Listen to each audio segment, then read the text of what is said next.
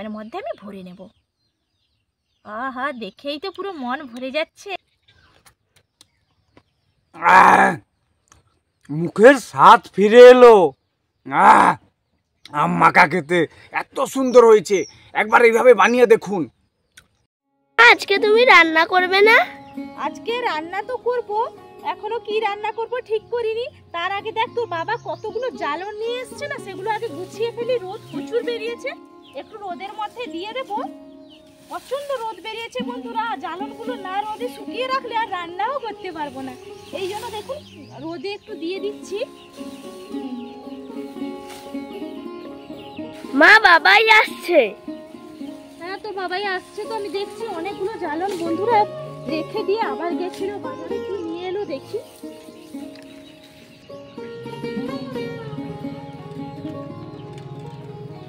কি রোদ উঠেছে গো, প্রচন্ড রোদ। আর তুমি যে জ্বালনগুলো এনেছিলে না, রোদে দিচ্ছি আমার মুখ পুরো পুড়ে গেল। দেখো আমি আম এনেছি, আম মাখা করো তো। আম নিয়ে এলে তুমি আম মাখা করবো? একবারে আজকে এনেছে টাটকা টাটকা আম, একবার আম মাখা করো তো একটু। আম মাখাগুলো বাড়িতে কাসুন্দি আছে? না, কাসুন্দি তো নেই। আর আম মাখা করলে কাসুন্দি ছাড়া কিন্তু জমে না। তাহলে একটু কাসুন্দি বানাও, দিয়ে আমটা মাখা করো। প্রচুর গরম, দেখুন আম তো দেখেই পুরো জিভে আমার জল। প্রচুর রোদ উঠেছে। এই সময় খেতেও কিন্তু বন্ধুরা খুব ভালো লাগে। কাসুন্দি তো বাড়িতে নেই, তাহলে চলুন কাসুন্দিটাও বানিয়ে ফেলি, তার সঙ্গে আম মাখা।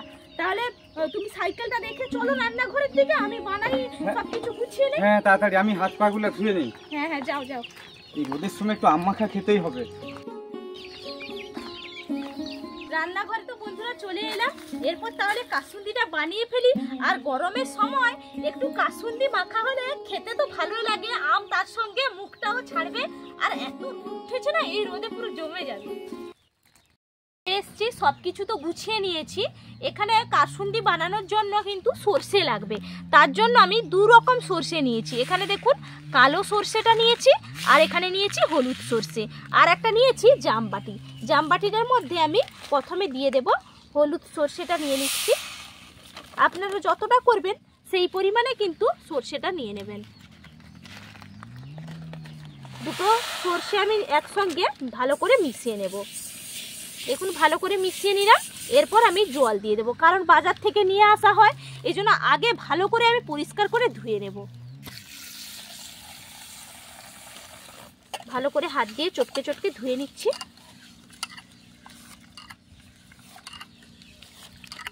মা, একটা নৌকা বানিয়ে দাও না। দেখুন অবস্থা, আমি এখানে কাজ করছি, তার ফাঁকে ছেলের আবদার নৌকা বানিয়ে দাও। তাহলে আমি এখানে কাজ করব না বলতো? দেখুন বন্ধুরা, আমি তো ভিজিয়ে দিয়েছি সর্ষেটা। সর্ষের জলটা আমি ফেলে দেব। একটা মগের মধ্যে জলটা আমি নিয়ে নিচ্ছি। দেখুন কালো কতটা নোংরা জল বেরিয়েছে, এই জলটা কিন্তু পুরো ধুয়ে পরিষ্কার করে ফেলে দিতে হবে। তারপর আবারও একটু আমি জল দিয়ে 5 মিনিট মতন ভিজিয়ে রাখছি। তার ফাঁকে আমি ছেলের আবদারটাও মিটিয়ে নেব। ছেলে বলছে নৌকো বানিয়ে দিতে, নৌকাটা আমি বানিয়ে দিই। দেখুন এই যে সর্ষে এনেছিলাম, তার কাগজ ছিল, সেই কাগজ দিয়ে বলছে বানিয়ে দিই। আমরাও তো যখন ছোট ছিলাম খেলতাম না। একবার শিখিয়ে দিচ্ছি, সেরকম কিন্তু বানিয়ে নিতে হবে।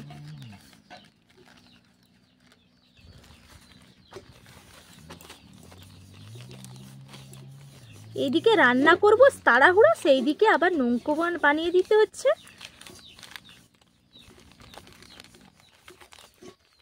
ভালো কাগজ হলে ভালো হতো, বড় একটা কাগজ থাকলে না সুন্দর নৌকাটা বানানো হতো।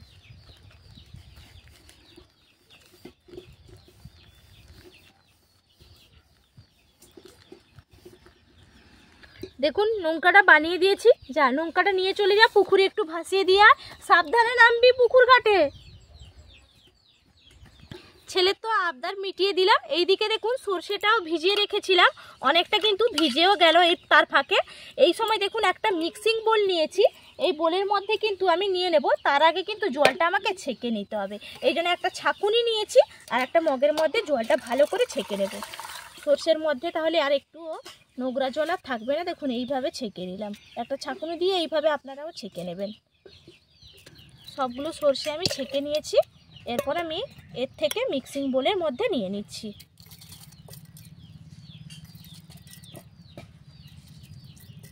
দেখুন একটা মিক্সিং বোলের মধ্যে তো ভরে নিলাম পুরো সর্ষেটা, এটা আলাদা জায়গায় একটু রেখে দিচ্ছি।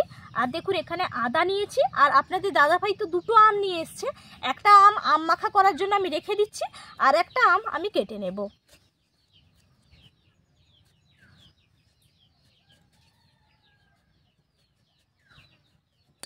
দেখুন আমটা আমি ছাড়িয়ে নিয়েছি, আর দেখুন এখন কিন্তু আটি হয়নি আমের মধ্যে, তাই আমটা ছাড়াতে খুব সোজা হলো, কষ্ট কিন্তু একটু হলো না।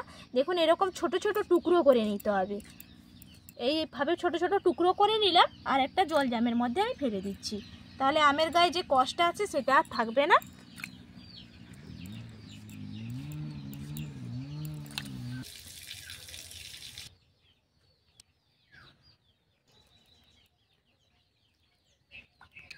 পুরো আমটা আমি কেটে নিয়েছি, এরপর নিয়েছি আদাটাও আমি ছাড়িয়ে নেব।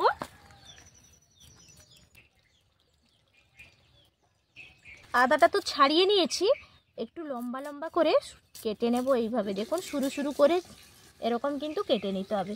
জলের মধ্যে ফেলে দিচ্ছি, সব কিছু ভালো করে ধুয়ে নেব, কারণ কাসুন্দিটির মধ্যে যাতে একটুও বালির কোনাও যাতে না থাকে। আর পুরো দোকানের মতন পারফেক্ট করে তুলতে হলে প্রত্যেকটা জিনিস কিন্তু ফ্রেশ করে নিতে হবে।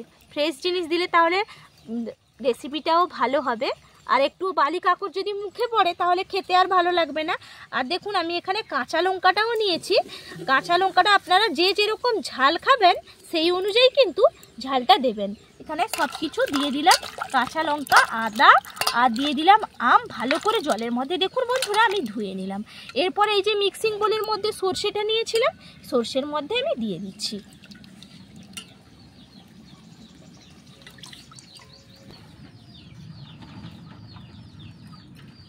আর দেখুন সঙ্গে দিয়ে দিচ্ছি 1 চামচ হলুদের গুঁড়ি, তাহলে কালারটা অসাধারণভাবে আসবে।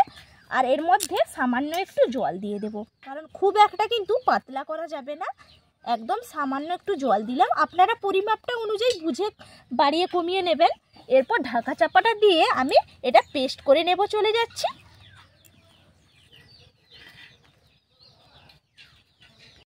চলে এলাম, কারণ রান্নাঘরে তো কারেন্টের লাইন নেই, আপনারা জানেন খোলা রান্নাঘর, আর এই জন্য বাড়ির মধ্যে আসতে হলো। এটা পেস্ট করে নেব।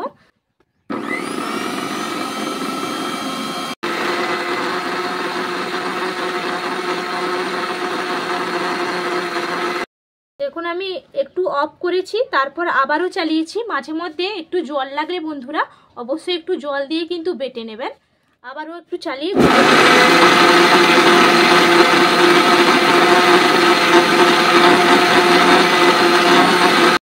তো হয়ে গেছে। এরপর আমি রান্নাঘরের দিকে চলে যাই।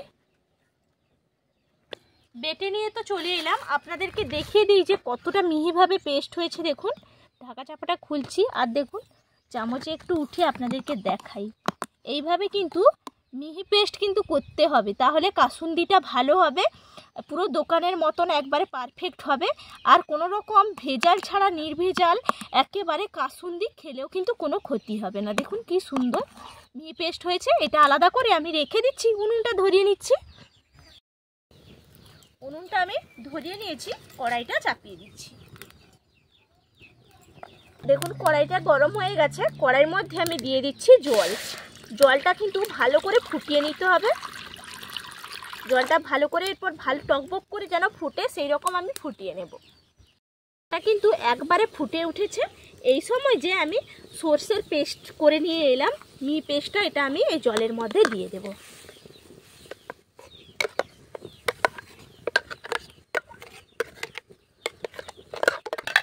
দেখুন পুরো পেস্ট আমি জলের মধ্যে ঢেলে নিলাম। এটা ভালো করে টকবক করে কিন্তু ফুটিয়ে নিতে হবে।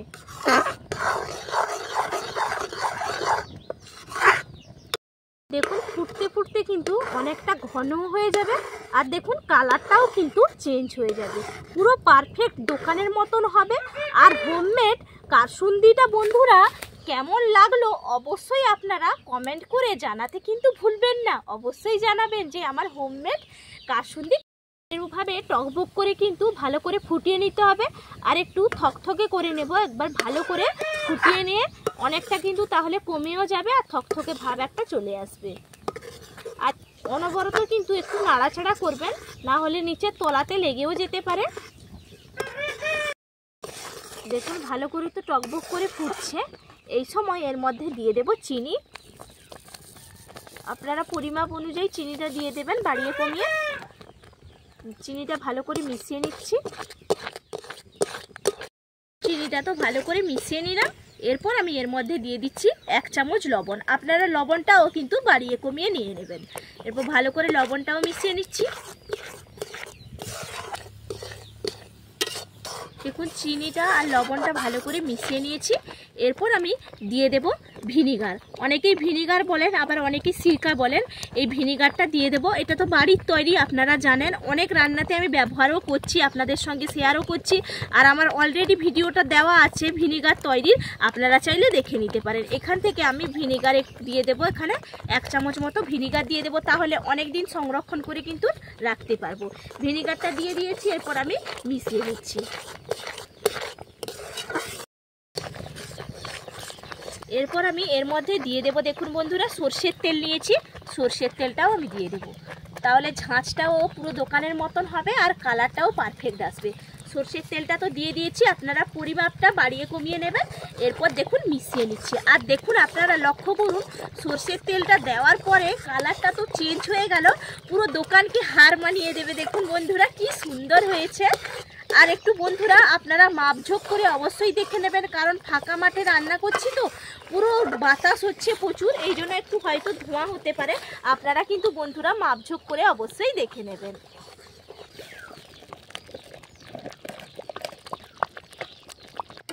দেখুন পারফেক্টভাবে আমার কাসুন্দিটা একবারে রেডি হয়ে গেছে। আর কতটা সুন্দর হয়েছে আপনাদেরকে আমি কড়াইটা নামিয়ে তারপর দেখাচ্ছি। তোমার কাসুন্দি কত দূর হলো? আমার কাসুন্দি একবারে রেডি করে নিয়েছি, একদম রেডি হয়ে গেছে। তুমি চলে আসো, আর আমি আমও নিয়ে কাটতে বসে গেছি। আমি যাচ্ছি। এই তো কাটবো। দেখুন কাসুন্দিটা কিভাবে তৈরি হয়েছে, আর ঘনত্বটা আপনারা দেখেই বুঝতেই পারছেন যে কতটা পারফেক্টভাবে আমি তৈরি করে নিয়েছি। এরকম করলে অবশ্যই পারফেক্ট তৈরি হবে। কাসুন্দি তো একবারে রেডি। একটা কাচের বয়াম নিয়েছি, কাচের বয়ামের মধ্যে আমি ভরে নেব। আহা, দেখেই তো পুরো মন ভরে যাচ্ছে। পারফেক্টভাবে যে তৈরি হয়েছে বন্ধুরা, আপনারা দেখুন কতটা সুন্দর হয়েছে।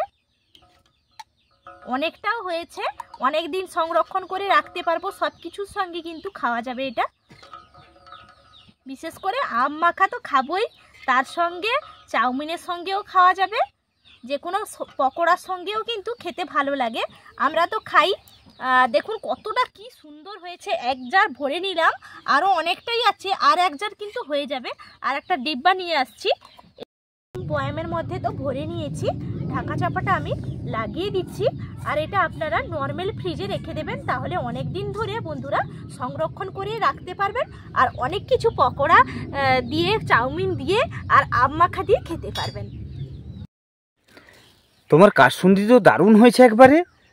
দেখোই না, আরে কাসুন্দি দেখেই তো জল চলে আসছে গো। দেখি আম দেখি। ওহো, আরে তুমি কখন দেবে গো একটুকু? দাঁড়াও, এই তো কেটে নিলাম, দেখো কাটা তো রেডি। আমারও তো জল চলে এসছে জিভে, তোমাকে বলবো কি।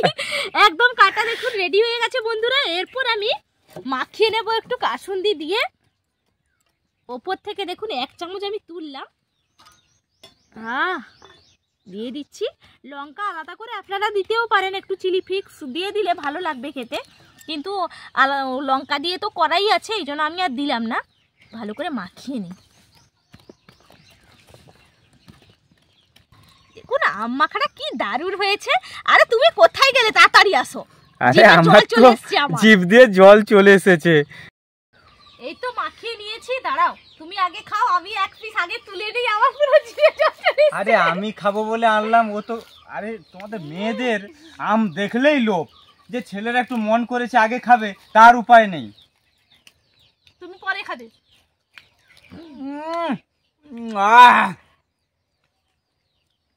যা লাগছে, জিভের স্বাদ ফিরে এলো পুরো।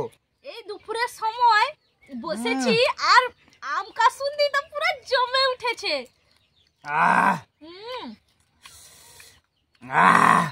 এ গরমে যেন মনে হচ্ছে অমৃত খাচ্ছি। কার কার এইভাবে জিভে জল এসছে অবশ্যই কমেন্ট করে বন্ধুরা জানাতে কিন্তু ভুলবেন না। আহ আমি একবারে খুশি। তুমি বেশি খাবে না, আমি খাবো।